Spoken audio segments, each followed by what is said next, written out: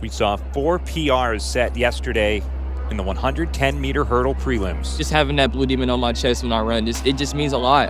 And a clean start here and a strong start for Darius Brown. Like, people are like, oh, what's that school? What's that school? Clean jumps over the hurdles, and he'll be a Big East champion yet again. It's Darius Brown of DePaul. We're DePaul University. Another blazing time for Brown, and he is once again.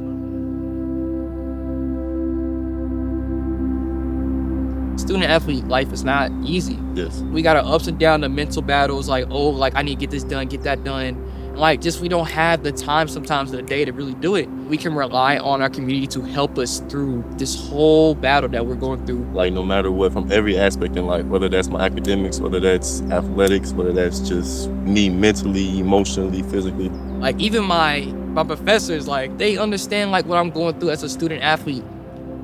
My teachers understood really well. Like, they would wish me good luck. They would help me out with some assignments. They would make sure like, oh, like you can't do this test right now. We'll push you back a little bit just in case, or you'll take it before. I would say that it was really put time into like me, like, as a person.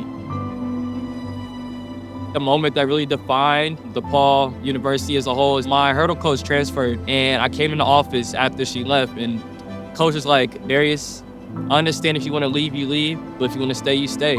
I told him I wasn't going to leave. I wanted to stay because I really think I really built a community behind me. And once you leave, I would give up some of that. Once you get to the bigger schools, there's more people. So once you get hurt, they don't care.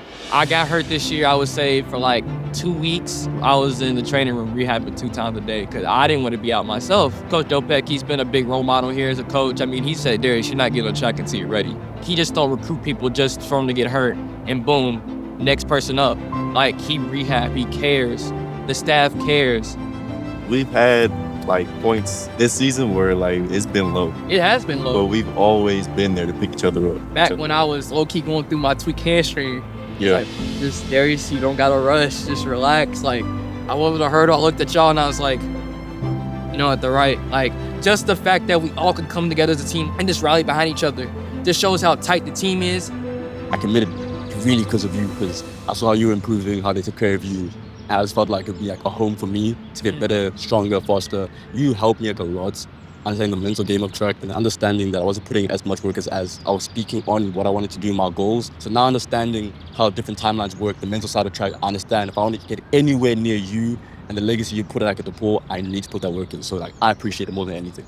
Take a look at Darius Brown. He explodes into your living room with a time that hasn't been done before. I wasn't always the most talented person. I've worked for everything I've gotten so far, and you don't quit. My junior year, after I made my first NCAA championship, just making that and then making first team All-American, I made it back to outdoor. Didn't make the final, but I also secured my first second team All-American. And then this year, my senior year, I was blessed to make it back to indoor nationals. And then me and Coach had talked about it like, oh, you know, if you get one more All-American, you know, you the most decorated athlete, like here. And after that, I made NCAA meet again, and this time I got first team All-American. And when Coach told me I'm the most decorated athlete here at DePaul, it just meant a lot that like my name's actually cemented in the legacy here at DePaul University. The 4 years is already gone. Like, I've been here I don't even feel like I've been here for that long. But like, just all the memories just racing back from like, even when I first moved into the dorms, driving through 95th, just watching the city come up, I was like, this is my home for the next 4 years. I remember me and my buddy took a picture right up here when we first got here. And like, it was funny because we always look back at it like, dang, like we've grown so much as people, like physically and mentally. As we grew as ourselves and we became better for ourselves, we became role models for, you know, the upcoming freshmen, the new hurdlers that we passed the torch to. Man. You know, like we've always had that connection, and as people see that connection, they build connections off of that. Man, now we laid it down, so now it's their turn, man. And all we gotta do is just sit back and watch, man.